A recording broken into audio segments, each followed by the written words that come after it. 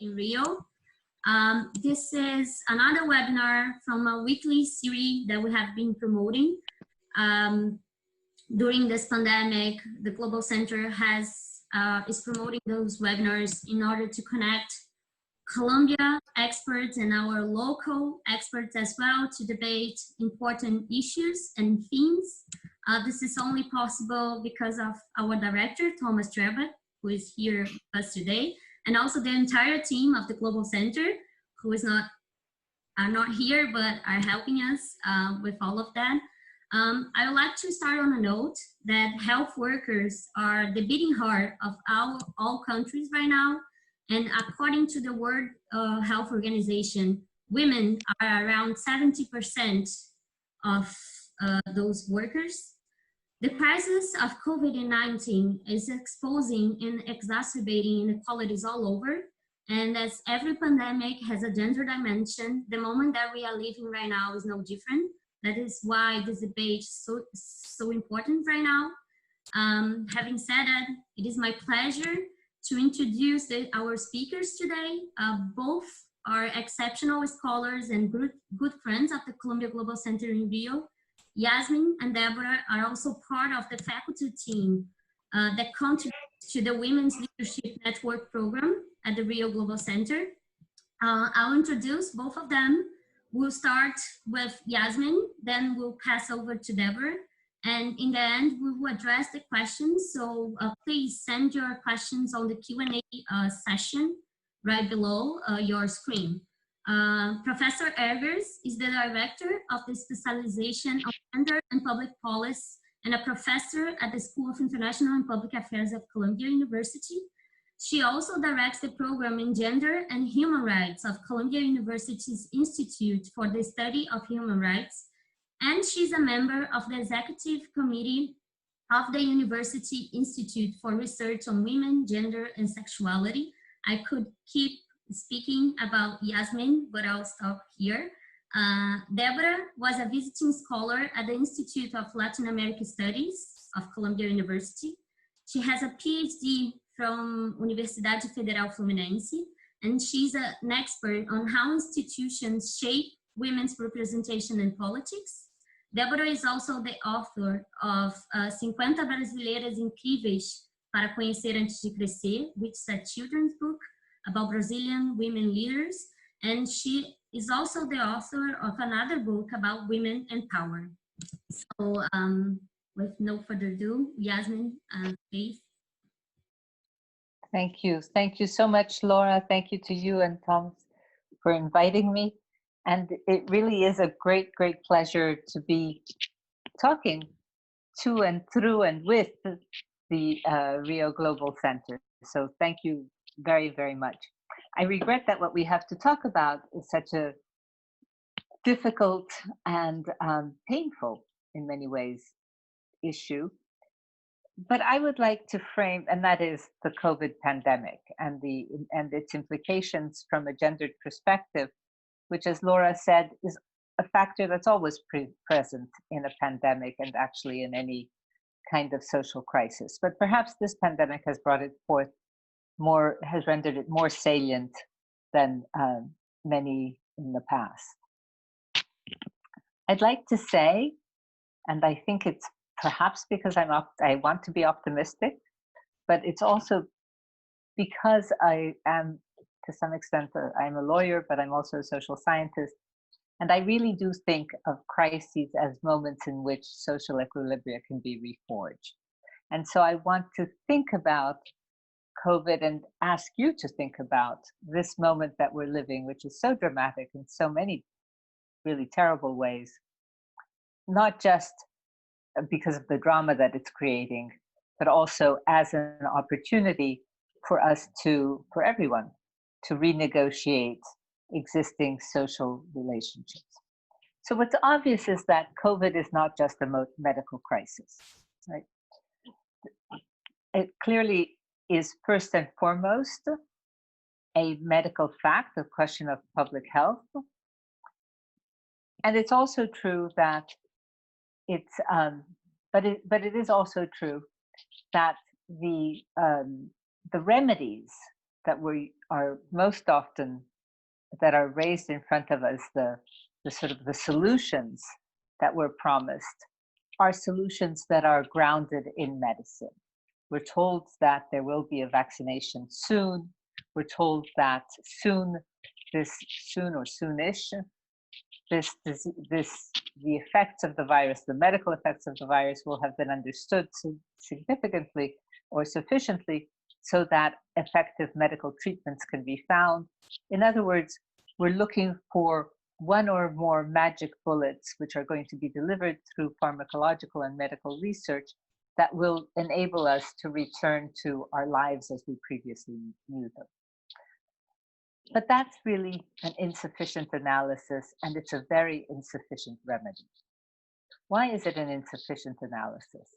It's an insufficient analysis because everything about this, the course of the pandemic, is directly related to the social structure into which it emerged, it erupted, and which in many ways it has helped to reveal the deep structure of the societies through which it has torn us apart.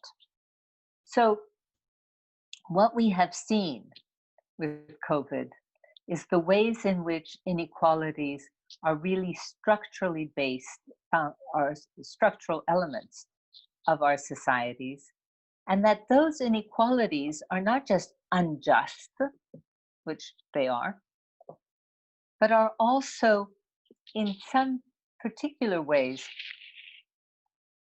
very dangerous, both to public health generally and to particular groups of people specifically. So what do I mean by that? I mean that the course of the pandemic has been marked by the inequalities of the society. There's one fact that has to be said, and which would seem to be contrary to that perspective. And that is that in terms of mortality rates, and I don't know if this is true in Brazil, but in several other countries at least, the statistics seem to point to the fact that men, in particular older men, are more likely to die of COVID than are women. So in that particular sense, the normal, quote, quotes, normal operation of gender inequality does not seem to be present.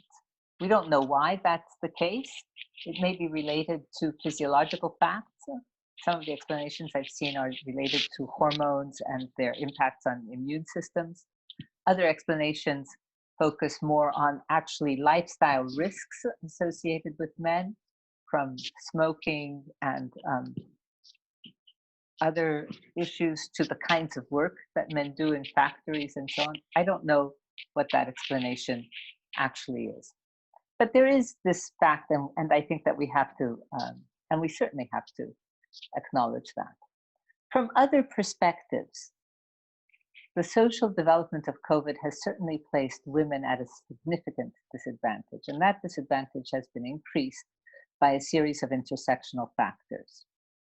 And so, what are some of those disadvantages? Well, first, the particular vulnerabilities of women are related to, are reflected in the economic data. Unlike, let's say, for example, the recession of 2008, which at least in the United States, especially affected sectors that with heavy male employment. This epidemic has affected sectors, this epidemic has affected sectors which have a very heavy female presence. So from restaurants to cleaning to domestic service to a whole series to clerical functions, a whole series of employment sites. Women have been exposed to the vulnerabilities to economic vulnerabilities related to risks of unemployment and of being furloughed. A second way in which the pandemic has affected women perhaps more than men, from especially in an economic perspective, but not only, is that as part of the policies for coping with the pandemic, essentially the entire societies have been shut down. And with them, key institutions such as schools, which have meant that children have now been returned to the home. And with the returning of children to the home, there is also a returning of, well, there's a returning physically of everybody to the home, but there's a returning to the maternal and caretaking functions in a very big way of women. So we are beginning to see some data that shows us that although there's a possibility, and in some places there are some signs of renegotiation of domestic tasks between men and women, on the whole, the excess burdens of care and of educational tasks that are associated with the pandemic have especially weighed on women. Even in a sector which is relatively not so central from, well, central for me, but not so central from an economic perspective, which is the academic area, there's beginning to be data that shows that the number of papers that people have produced in this period of lockdown is differentiated by gender. That's sort of a minor datum, but it is also indicative of a more general trend. It means that even in intellectual households, where you might expect that there is a greater expectation or capacity of expectation, culture of equality, in fact, that's not working out in practice. So care, education.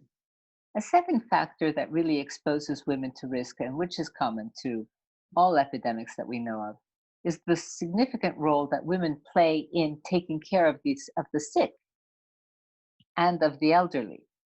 This is reflected in a greater likelihood of infection in the domestic space.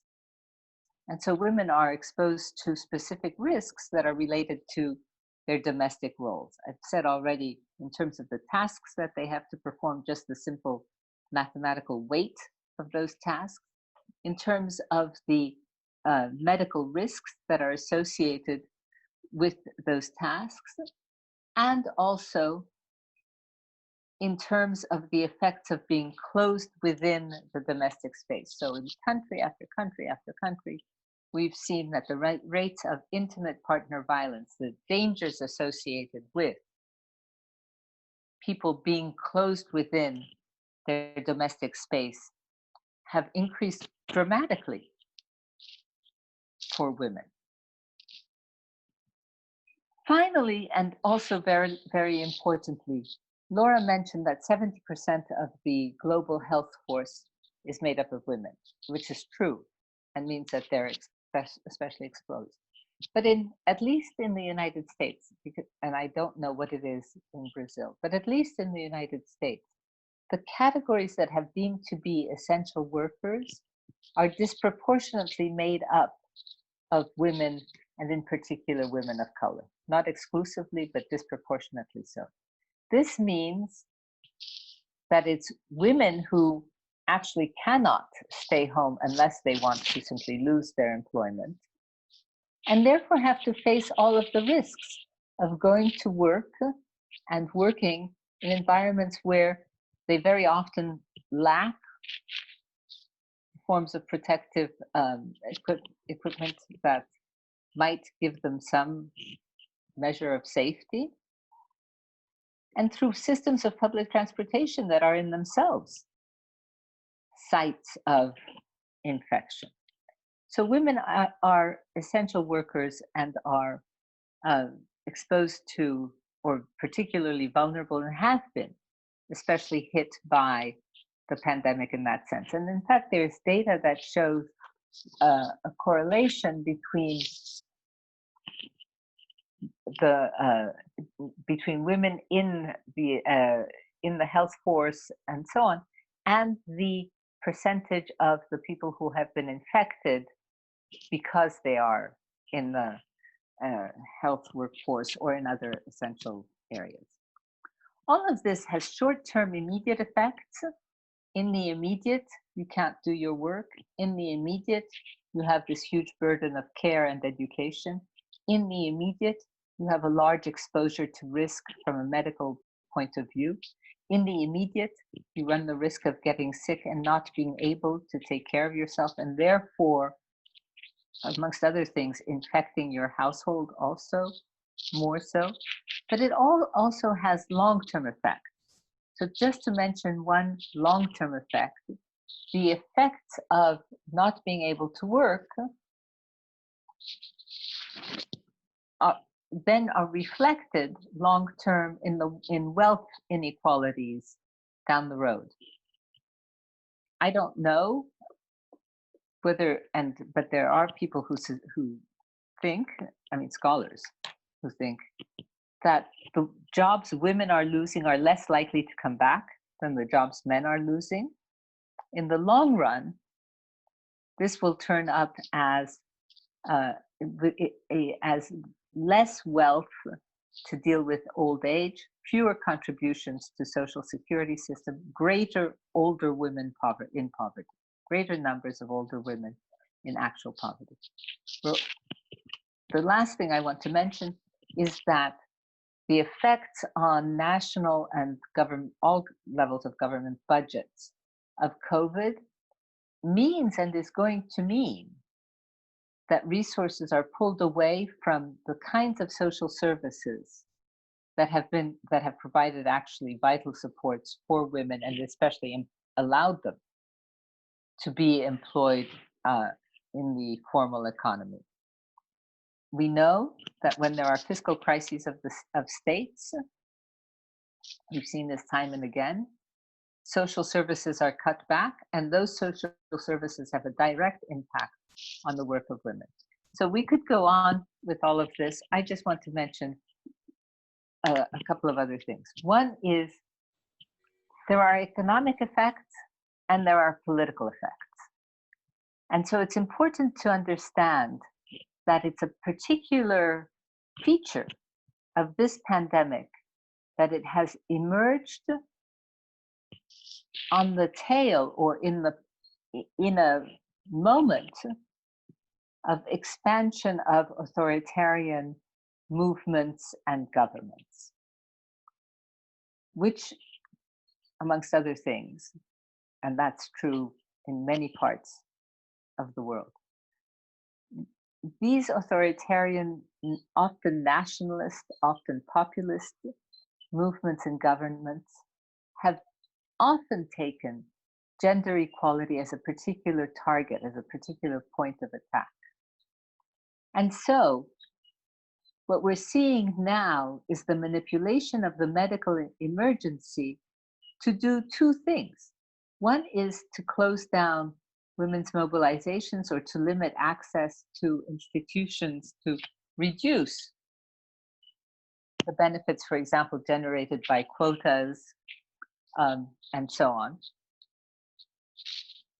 And the second is to attack very directly, to limit very directly, particularly significant women's rights.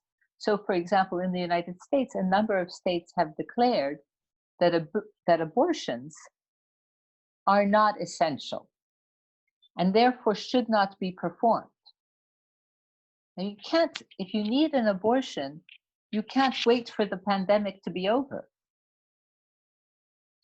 This is a direct attack on women's sexual and reproductive rights, but it is masqueraded, it's presented as a part of the policy to deal with the pandemic.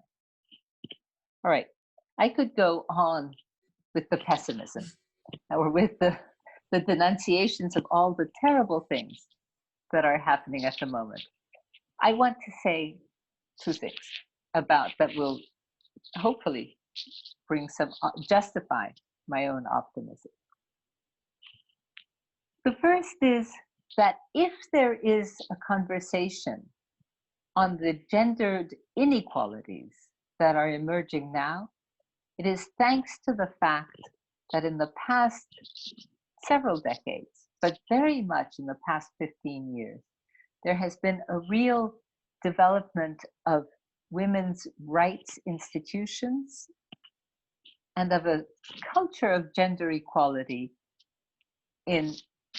that is based in universities, that has allowed the development of powerful social movements, that has fostered institutions, some of them official, like commissions on the rights of women and so on, some of them unofficial, or some of them private, some of them in the governmental sphere and some of them private. And this, so that we today have a network of competencies and of people, human capital, that has mobilized to reveal the inequities of the moment, demand changes, and in some places is actually managing to push forward public agendas that are less regressive and sometimes more progressive than we might have initially expected. This infrastructure of activists, advocates, policymakers, and intellectuals is probably our greatest resource of the moment. We have competencies that we never had before. We have institutions that we never had before. And we have women in leadership positions such as we never had before. So this is both why I think we've been able to place the issue of gender on the public agenda now. The UN Secretary General, for example, has several times remarked on the importance of taking gender into account and of paying specific attention to the effects of policies that tend to further the discrimination of women and to correct for those. That kind of attention is the result of this infrastructure that we have today.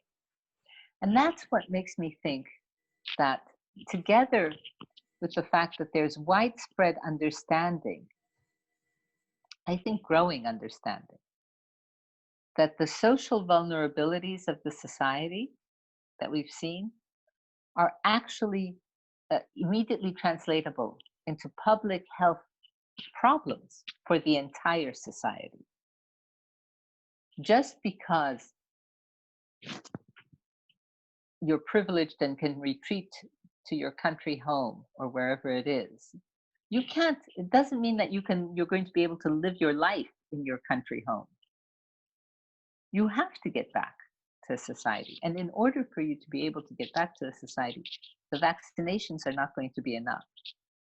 You're going to have a reformed social context. And that's, I think, what we have to press for today. So with that. Thank you. Thank you, Yasmin. I'll now pass to Deborah and then we can discuss a little bit. So Deborah, please. Hi. Hi, Laura. Are you listening to me? Yes, yes. Oh, perfect. Okay. So first, I just like to thank the Columbia Global Center at Rio de Janeiro, John Trebat, Laura, Teresa for the invitation. It's an honor to be here participating in this webinar, speaking right after a so special scholar as Professor Yasmin. And I'm very glad that I think I can, from Brazil, I can give a lot of examples about what she was talking right now. And she's a reference and policies for women at CIPA. And I'm very happy to be here today. And also to be with the Columbia SCI unit and with some of my students, public servants from the Columbia Women's Leadership Network. You are probably here today. It makes me very happy. At this moment, there are so many subjects to address the question relating to the pandemic and gender. And for gender in this talk, I mean women, which is my field of studies, that I had to choose just one aspect for this webinar. I hope in the end, with the questions, we can approach other subjects concerning women and power in Brazil that may contemplate specific interests of the audience. And also my PhD was much more concerning politics and female candidates. And this year in Brazil, we have local elections. It's another subject that I could talk today. But I want at this point to emphasize and to explore something related with the gender division of domestic work and how the pandemic intensified this relation of power.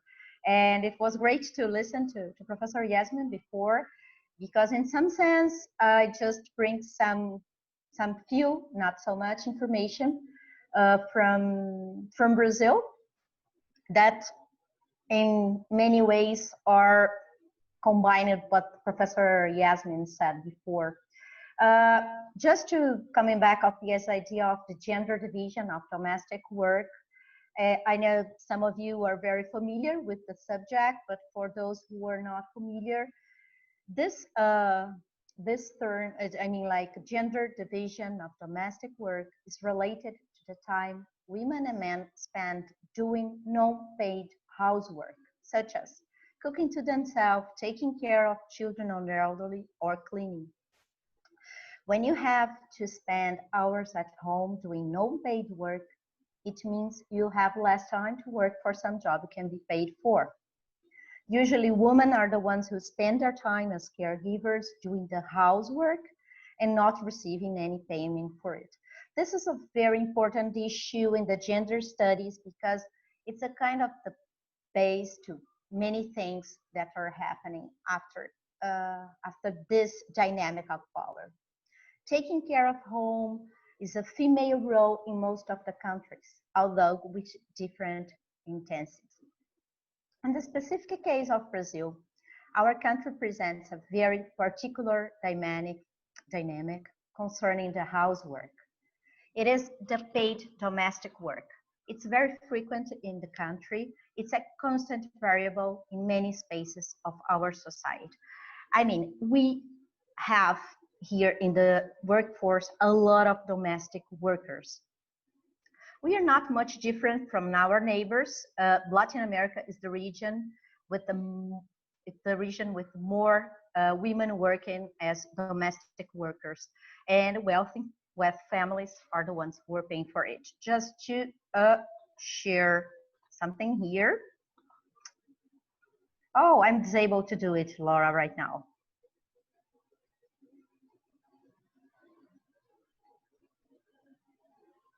You were? Yeah, Laura? Yes. Okay, I'll try it again. Here. Sure. Okay. Okay. Here's where I want to be right now. To begin with some numbers, data from the International Labor Organization informs that Latin America is the region in the world with the highest percentage of women working as domestic workers. And we are also a region with a huge inequality. It's not a coincidence. They are domestic workers working inside houses, usually taking care of children and the elderly, as well as cleaning and cooking. There are around 67 million domestic workers on the planet, and they estimate 1/3 of these workers are in Latin America. According to IBGE, which is our National Department of Statistics, 6 million women, or 14% of those who participate in the female labor force, are domestic workers. It means 10% of domestic workers of the world works in Brazil. Until a few years ago, it was the most common occupation of women in the country, and now is the second one.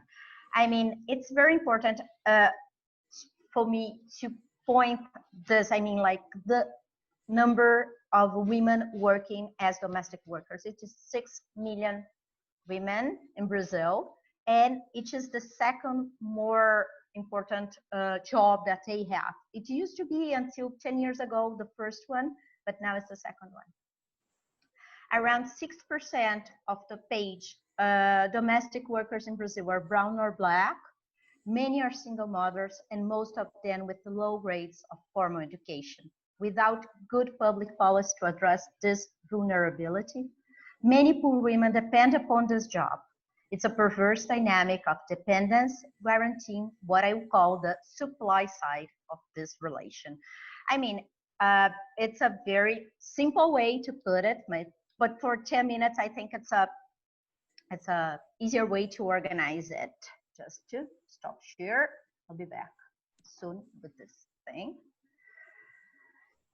Okay. Keeping that in mind, I want to explore another part of the story, which I call the demand side of the dynamic of paid housework. Before getting to specifically in the pandemic and how it intensifies this complex relation. To help with this point, I'll use this graphic. It was made by Professor Jordana Jesus. Let me try to share it again. Okay, here we go. Jordana told me she would be here today, and I said, oh no, I'll show your work. Okay, it's here.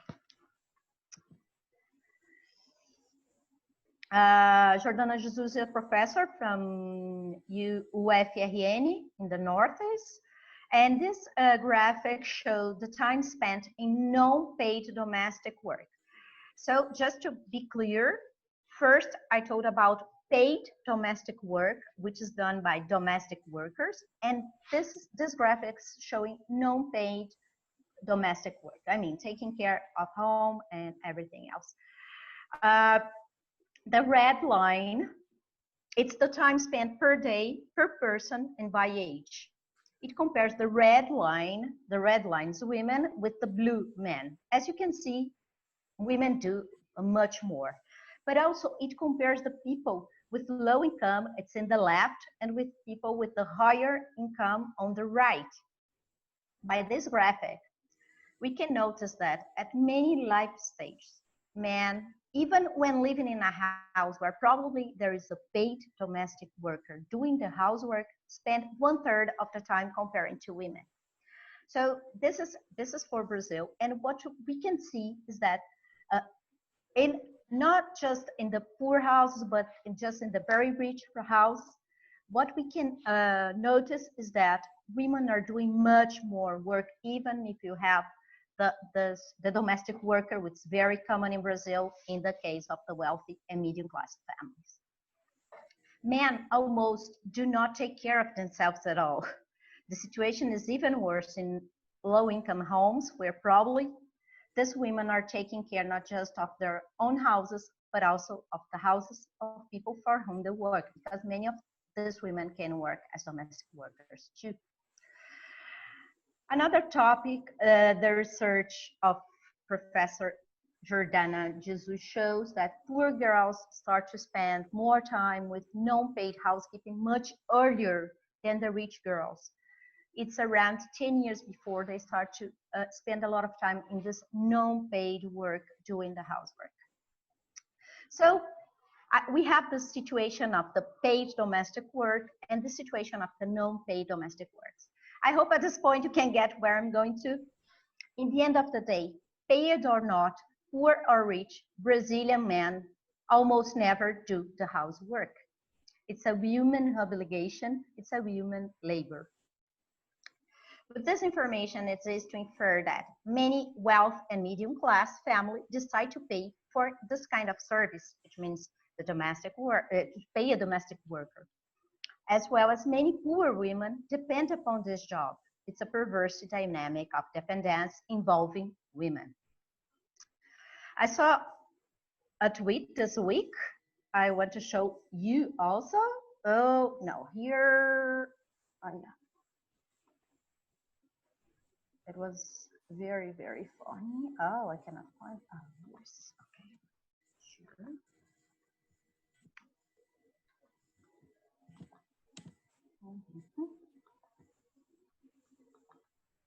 Okay, it's written in Spanish, and it expresses a lot of the role of the Latin American man. It says, the man who cooks and cleans his own house is just an adult. He's not a special person. I think this kind of memes, they help to show the reality, to put this so in our eyes so we can see exactly what is happening. That's very interesting to use then to communicate what we want to say.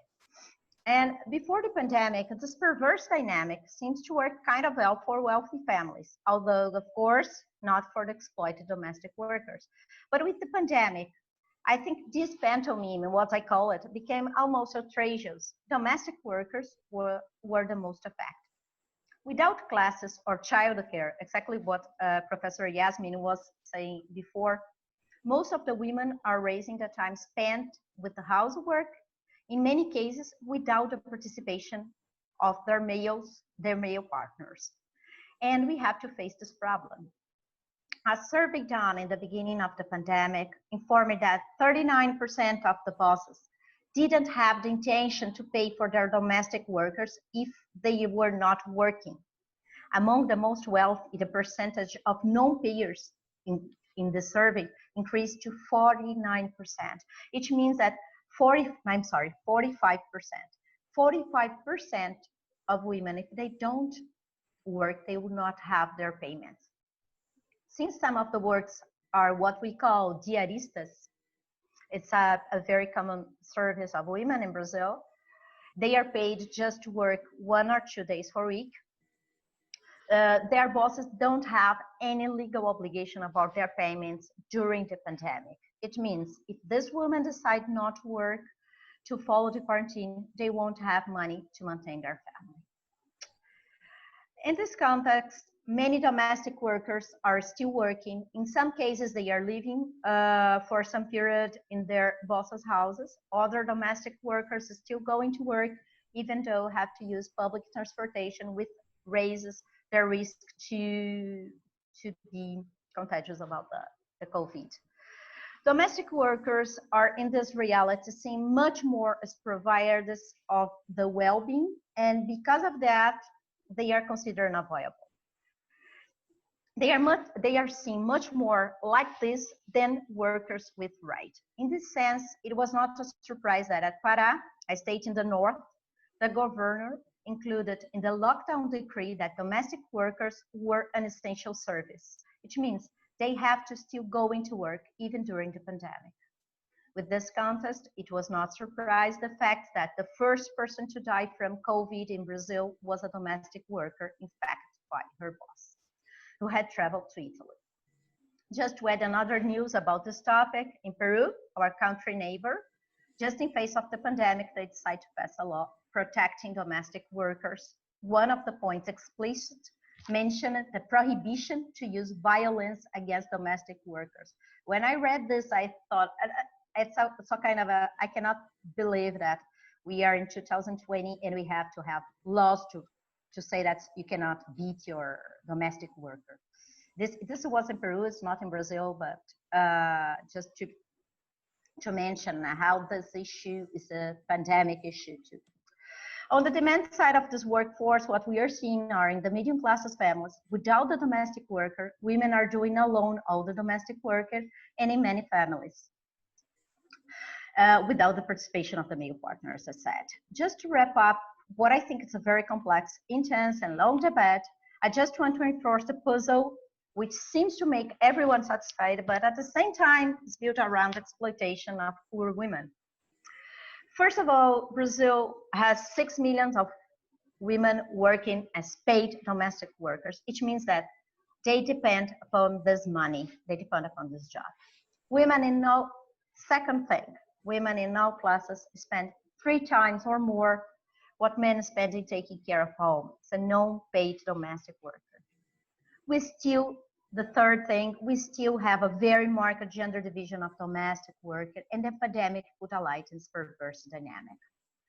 In Brazil, we seem to be trapped in the short term in a situation in which many uneducated women depend upon this kind of work to provide food to their children At the same time, wealthy families prefer to pay a low salary to these workers than discuss the increase of the male participation in the housework of their own houses. With the pandemic, we face a conjuncture in which we are having to rethink and redesign this relation. It's quite clear we need public policies. So, thank you. Thank you, Deborah.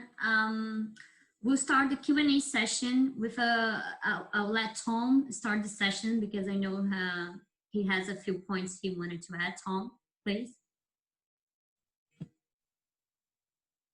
Thank you very much, Laura, and a special thanks to you, Professor Yasmin Ergas, and to you, Deborah Tomei. Yasmin, for your great overview and comprehensive look at involving a lot of the academic research as well on the great issue that concerns us tonight. And Deborah, for bringing such fascinating data, as you always seem to do, to any discussion of gender issues in Brazil, kind of evidence-based. We appreciate that very much. Laura initially asked me, Laura, if I could summarize what they said, and the answer is no, I can't. But I do think maybe I tried as we were speaking, and I think what we've heard this evening and what the many Q&A, many questioners are asking is how women are getting squeezed by the pandemic, the gender, so to speak, fault lines. And for me, listening to Deborah and listening to Yasmin, it's like the crisis has torn away the veils that prevented us, the curtains that prevented us from seeing how our formal economy in the United States, in Europe, and here in Brazil especially really works. Who makes that formal economy, which prior to a few months ago, we all seem to be doing quite well in and enjoying it, the upper middle class anyway. Who made that possible? Who's essential? Who's not? And how well or how poorly do we treat those people who are essential? Our two speakers have told us then, Laura, as I see it eloquently and with different cultural reference points, that's interesting, that the coronavirus has worsened existing social and economic inequalities for women. Women were already getting shortchanged, they tell us, before the crisis. They're more likely to be poor, more likely to have lower savings, to be in precarious jobs. And as Yasmin pointed out and Deborah reinforced, they do work that the ones who are still working are the ones who are more exposed to medical risk. Or when you go to the supermarket, it tends overwhelmingly to be a female workforce there, dealing with all sorts of people all day long. Nurses, 70% was the figure I think Yasmin suggested, or healthcare workers in general. And as Deborah pointed out, very tellingly here in Brazil, domestic workers deemed essential by many households and continuing to work because they have no choice. And an astounding figure that 10% of all the domestic, maybe I didn't understand that correctly, but I think I did, 10% of all the domestic workers in the world are fellow citizens here in Brazil. So this kind of shows you, and then two, both speakers made clear to us how difficult it is to already women are bearing the nearly invisible burden, you might say, of unpaid labor, childcare, taking care of the kids, elderly care, we didn't mention, but that's obviously part of the equation. Family matters in general, including housework. It hurt a little bit when Deborah said that men then don't really care for themselves at home, but it's true. And needs to be, women bear a disproportionate burden of all the simple duties at home, which men could well do. So let me just throw out three areas. Maybe I'll turn first to Yasmin, and then to Deborah, and then I'll get out of the way and we'll go to the Q&A. Yasmin kind of wanted us to think optimistically about the future because we have a strong civil society pushing for more rights. And I'm wondering, Yasmin, if you could talk about maybe that vision a little bit more. When we come out of this, won't we have more flexible arrangements for work? Like we're working now, Laura and I and so many others that are listening, we're telecommuting, we're working from home. So I'd like to see, maybe reasons for optimism, that something we've seen how unequally women are treated. So do you think that when we get beyond this, and we will get beyond this, women are going to come out slightly ahead in the job market with a better long-term prospects? Or you also told us that when women will maybe be the last ones to go back to work, and when they do, they'll be working part-time because they're stuck at home taking care of the kids when schools haven't opened. So I'd like to maybe, Yasmin, if you could tell us a little bit more about women in the workplace beyond the crisis. You mentioned it already, but I think it's worth hearing more. And then Deborah, maybe without getting into too contentious matters, but Yasmin and you both touched upon political effects in an era of authoritarian governments or populist governments, actually in both of our countries, U.S. and Brazil. Maybe you could talk a little bit more about what Yasmin mentioned, cutting back on women's rights. In the United States, you mentioned particularly the abortion issue. I'm not certain that that's front and center here in Brazil, but other issues are. Cutting back on workplace policies that give women preferences in jobs. Is that getting cut back? And so I would like maybe if you could talk, Deborah, a little bit about the political impact of this pandemic on women and the women's movement in general coming out of it. I might mention the United States, although no woman survived out of 20 candidates for the Democratic presidential nomination, President Biden has committed to name a woman as his vice president. And given his age, that could be a very important nomination. So I think that's sort of an effect in the United States. And I'm wondering what kind of counter effects you're seeing here in Brazil, what kinds of impetus the pandemic and the revealed inequalities about women mean politically. So long-winded question, Laura. I promise to stop at this point, but maybe for Yasmin on some of the economic effects, and Deborah, please, on some of the politics. Thank you all very, very much again, and keep asking those questions along the line because Deborah, because Laura and I are going to get to them in just a few minutes. Yasmin?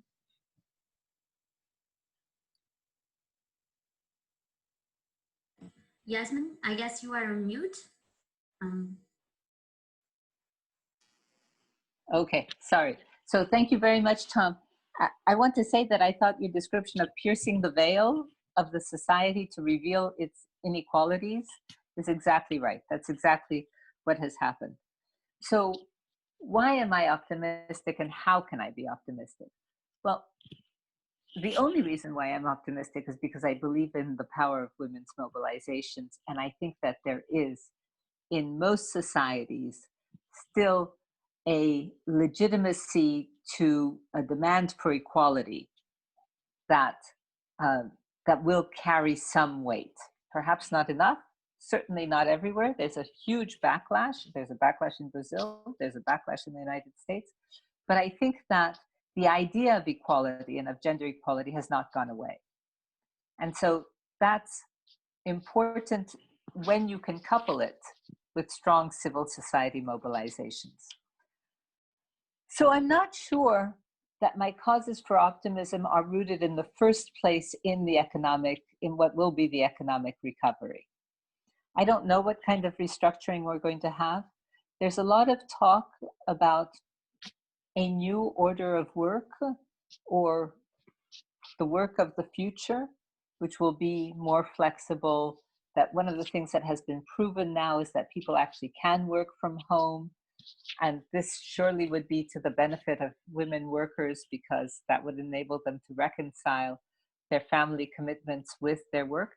But what we've actually also discovered is that that's not the only thing that you need in order to be able to reconcile your family commitments with your work. You need your family to be occupied doing other things. You need not to be a 10-hour-a-day domestic, the 10-hour-a-day domestic support of your family if you're going to be able to participate in the paid labor market. So yes, that might be positive, but no, I don't know that it's going to happen. Secondly, does this move us more towards the kind of service society in which women have typically found jobs? Well, maybe and maybe not, because some of these jobs are now going to be upgraded. There's a clear understanding that, for example, we need better trained healthcare workers. We need better trained workers in a whole variety of fields. And the question is going to be whether women have access to those opportunities. So maybe that will happen, maybe it won't. We do know that when men take up domestic functions, at least in some societies, the data shows, that when men take up domestic functions in a crisis, they're more likely to continue to be doing more things going forward. So there could be some spillover effects, and there could be, in some cases, a real renegotiation of the gender contract in the family, if you like. I thought that Deborah's presentation, which focused on domestic workers, was really wonderful, because so much of the discussion goes on as if there were only two people, two adults in the family. And the two adults are the wife and the husband. So first of all, we know that, you know, a large number of families don't look like that at all. But secondly, what Deborah said to us is that's not how it works. There's a wife, there's a husband, and there's a worker. The fact that there's a worker doesn't mean that the wife doesn't continue to do more work than her husband. But when there's a worker, she does a hell of a lot less than when there isn't a worker. And it's that person whose job we have to really think about. We have to think about whether there's going to be a way to help the people who are essential workers today, who are in large part women, people of color in societies where racial stratification is important, sometimes undocumented immigrants, to see whether the attention that they're getting today and this the fact that they've been grouped in this new category of essential workers can lead in the longer run to a renegotiation of their status. So it's really interesting. There are politicians in the United States, Elizabeth Warren is one, who have initiatives for essential workers. There's a bill in the New York State Senate that purports to provide educational benefits for people who have been essential workers through the COVID emergency. If we can use what's happening now to people who are performing essential work in order to strengthen their social position, then I think we really will have moved something forward. But that's a political question. I have a group of students now who are interested in examining the political dynamics and the collective mobilizations around the category of essential workers. And I think that's really going to be major research that they're going to do. I'm so glad that they're doing it. Because that's where we're going to see, if we see change, that's where we're going to see it. Otherwise, I fear that we're going to go more and more towards a society in which, first of all, the future of work is in itself uncertain.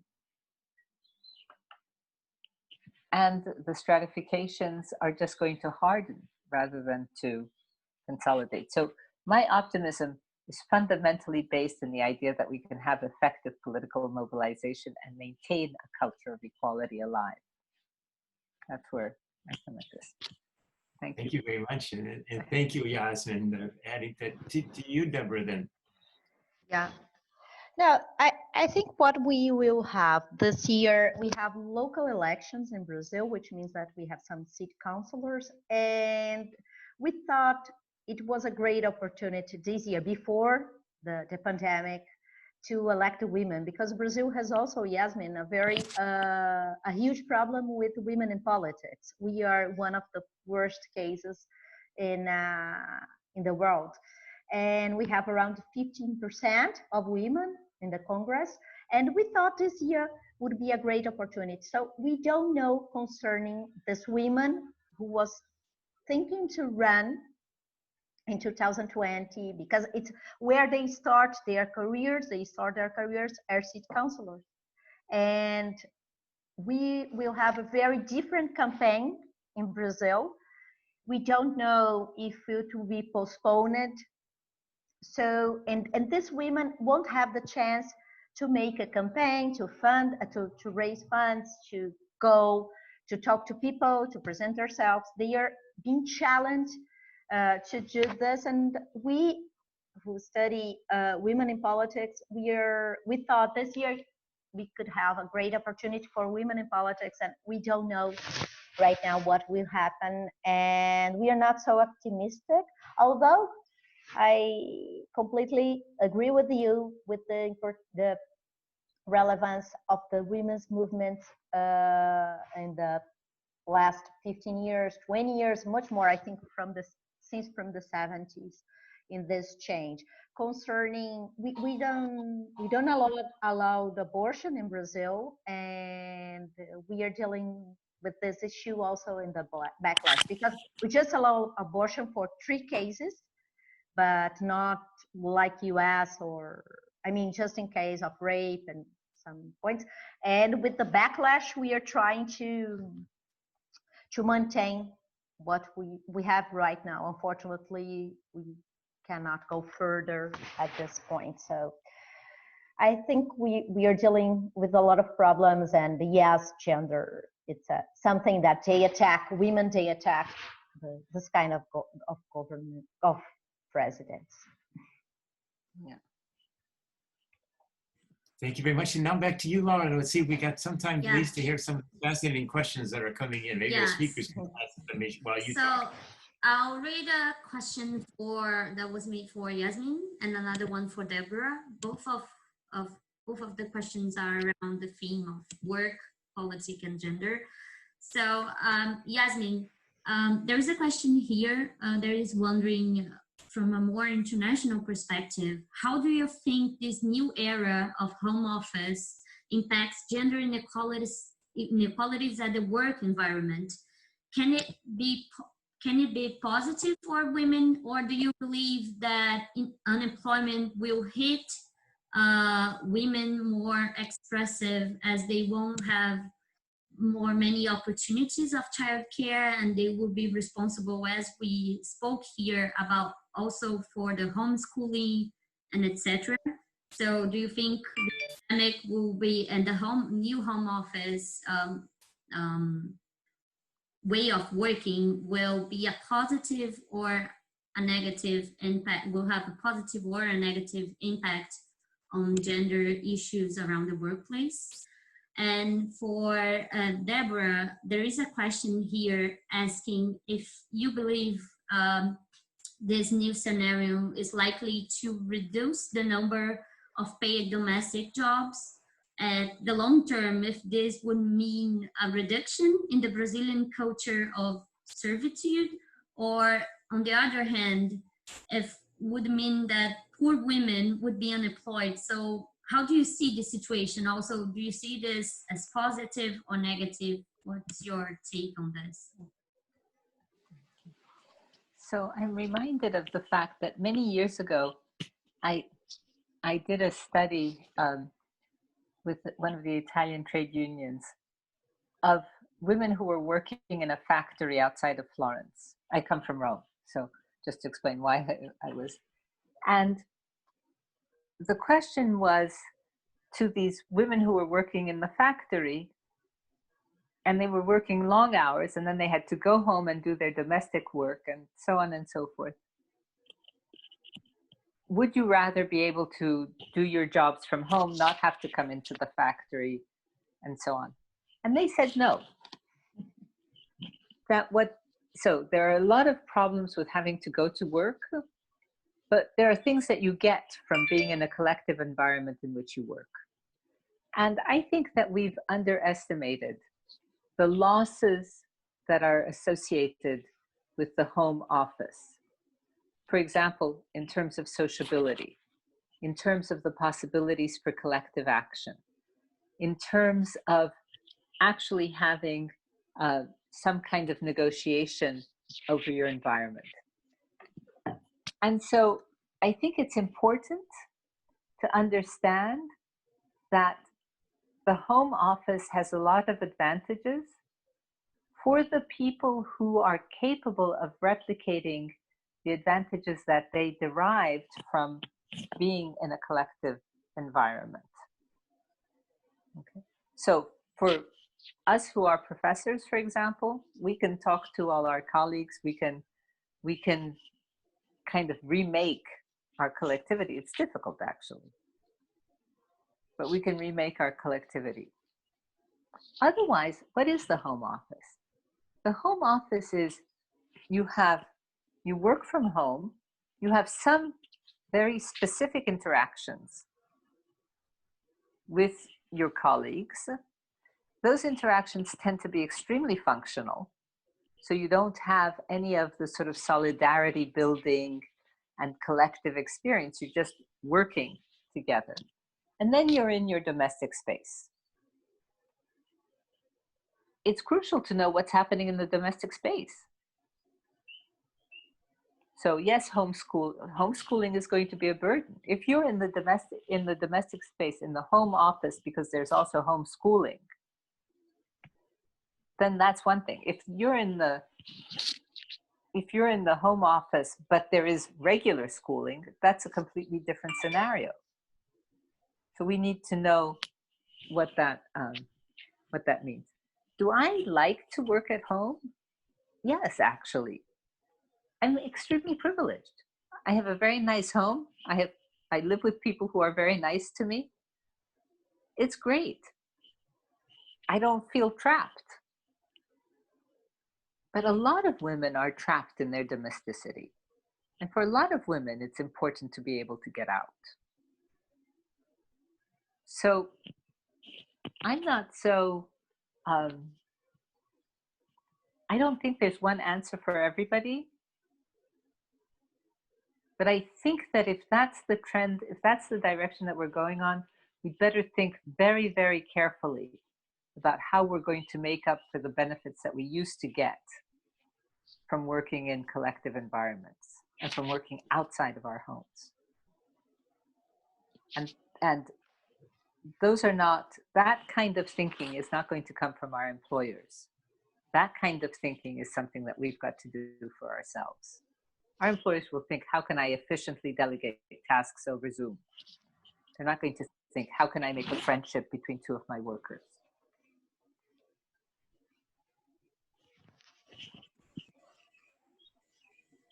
Thank you. Okay. The question was about if the number of domestic workers would reduce, and I don't know. The answer is I don't know. But just to mention some things, I'm always paying attention about relations of power and inequalities. And looking at this, looking to the scenario, how it's in Brazil right now, what I think is that we don't have a place to this women to work. The job market is not very, how can I say this, vigorous. I don't know if I can word this word in English, but just to say it don't have enough, that doesn't provide enough jobs to these women. So they are working as domestic workers, and it will be very hard to find another job right now. I mean, with so many problems with the economic right now. But considering men at home, I think it's something for the next generation. Men still still spend low time doing housework. And I don't think it's something, I think it's something that's changing. I mean, my husband do a lot more than my father, and my father did a lot more than my grandfather.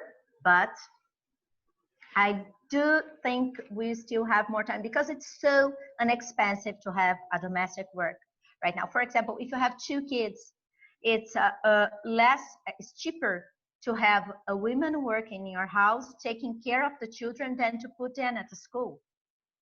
So sometimes you make this calculation and you say, why I will spend more money doing this than have this than paying a worker. So I think it's that's why the question of I used to say that's a trap, because it seems like everyone is okay with this because we are paying we as medium class or wealthy, we are paying low payments to these women, to domestic workers, and at the same time they are providing food or whatever for the kids. for their families. But I think we are dealing with this idea right now. I'm seeing a lot of webinars discussing how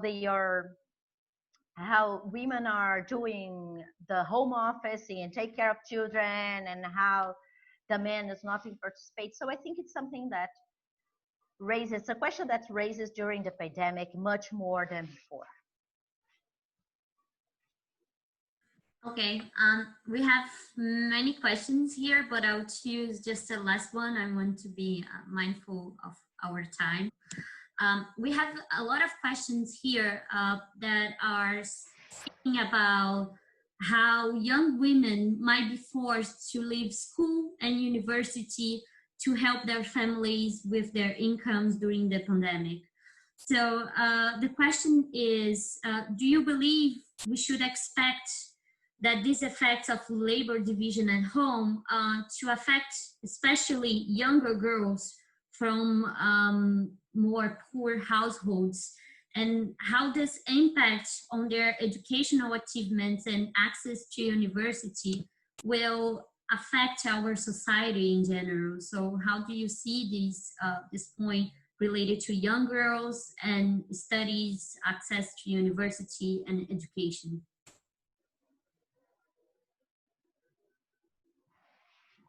Yasmin, we can start with you. Okay, so first of all, I think it's certainly possible that first of all, it's certainly possible that there will be students who will no longer be able to study because the economic crisis will force some students to leave whatever educational institutions they're in. I think that because of the perpetuation of normal discrimination, that burden will fall heavily on girls, on young women and girls whose market value is not seen as directly related or not as importantly related to their educational qualifications. So I think that's just, one fact. The question of whether they have to leave in order to help, I think that will depend that depends a little bit on the kind of help that you're talking about. I think that there will be girls who are in poorer families, or even in lower middle class, just in families that don't have a significant economic cushion to be able to get through the recession, which is going to be a very deep recession. All right, there will be those who have to go out and find work. And first and foremost, that will happen to girls, but it won't happen only to girls, to find paid employment. Secondly, there's the question of work inside the home. So will an older sister have to stay home so that her mother can do a part-time job and she maybe helps with the child care and the educational care? I think that's quite likely. I worked years ago, I was working on a development project, and we implemented some measures that meant that girls stayed in school more. And one of the things that we saw, which we hadn't expected, is that the lives of the mothers got worse. They were happy that their daughters were staying in school. But in fact, the burden of domestic work that they had to take on grew immensely because they had relied on their daughters being at home, or being at home part of the time. So the reverse of that is that when the domestic burden becomes very great, maybe because there are more people who have to be taken care of and more tasks that have to be performed, then it's certainly possible that the girls will drop out. I was struck when Deborah said there's a 10-year difference between when a girl from a middle-class family or an upper middle-class family starts doing domestic tasks and when a girl in her own home, and when a girl from a lower-class family, a poorer family, starts doing those tasks. It means that girls are in poorer families are much more important component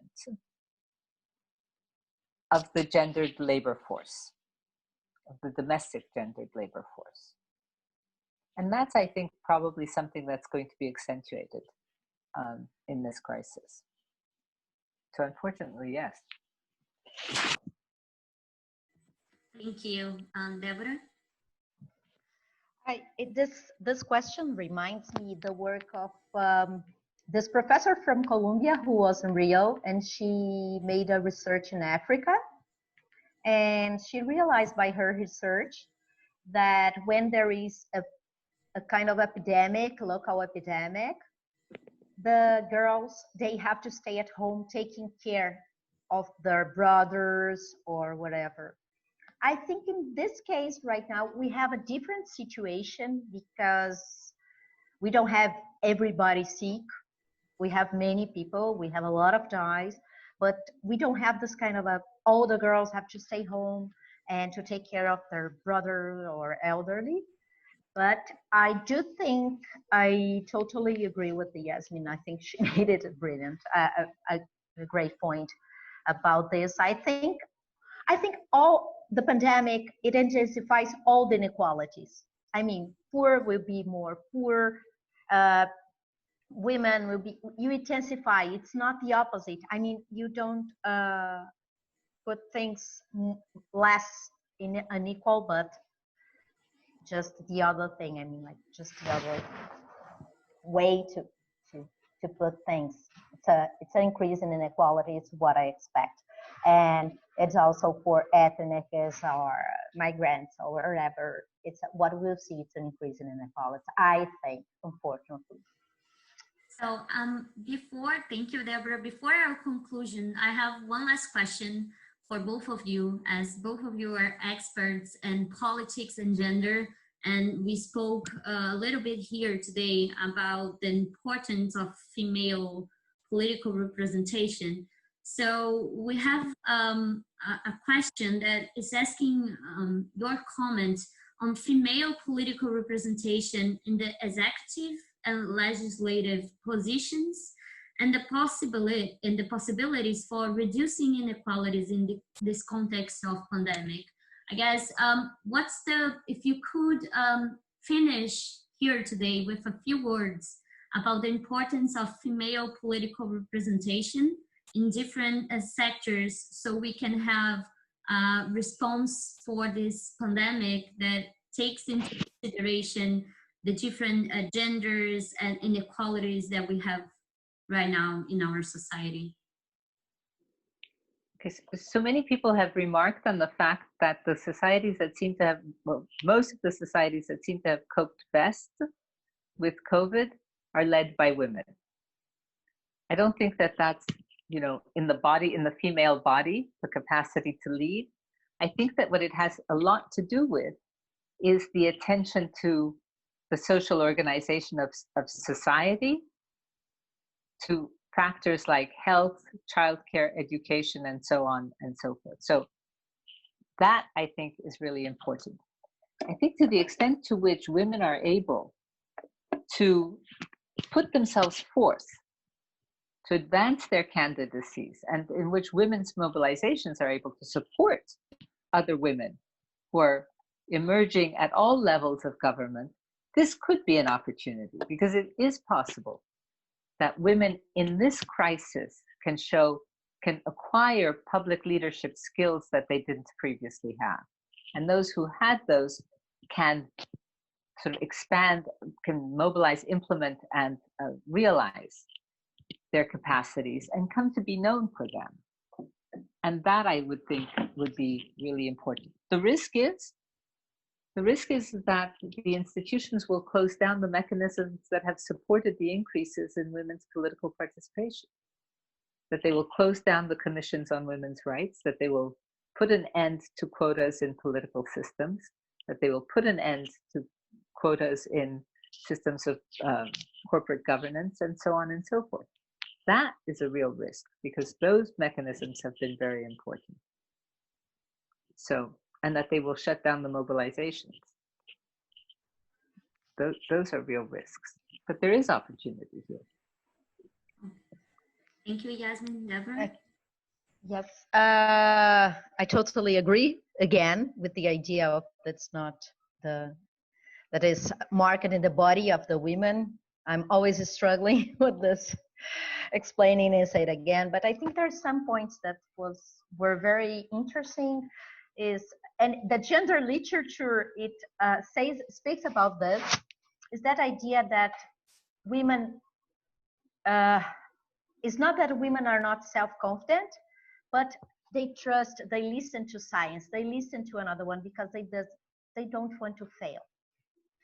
So they are not so, in the good way, not so self-confident. So what I could see from some countries is that they or listen to scientists, to doctors, to research, and trying to do it in the best way. And I think that's great in this point. About Brazil and the risks of in the politics, I don't think we face a risk right now. Today, the new president of the Electoral Court, he mentions a lot about women in politics and how this is important. So concerning the laws, the rules, I don't think we have a menace right now, but we do have, coming from the executive, we are very worried about what they can do. And as I told before, governments like this, they are always making the life of women worse or even impossible. And so, I mean, that's my fear. But I do think that we have in the judiciary, we have a lot of opportunities this year to improve the numbers of women as participating in politics. I'm optimistic in this sense with the judiciary and maybe with the legislative, not as much for in the case of the executive, which I think it's threatened the women's right in this moment. Thank you. So thank you all. I guess if I could be bold to summarize our conversation here I think I would say that we want a new normal, that after the pandemic is over, we really want to take an opportunity to drive away from the inequalities that existed before. So we don't want to go back to normal, right? We could plan and work for a new normal. I guess that's the message, and that's something that I would like to take away from this conversation. Deborah, Yasmin, thank you so much. It was a pleasure to be here with you all today. I wanted to everybody that is watching us today that next week we'll have another meeting, another webinar, and please follow us on social media, and thank you for joining us tonight. Tom? Thank you. Thank you very much. Thank you. Thank you very, very much. Thank you. Thank you. Thank you to you. Bye-bye.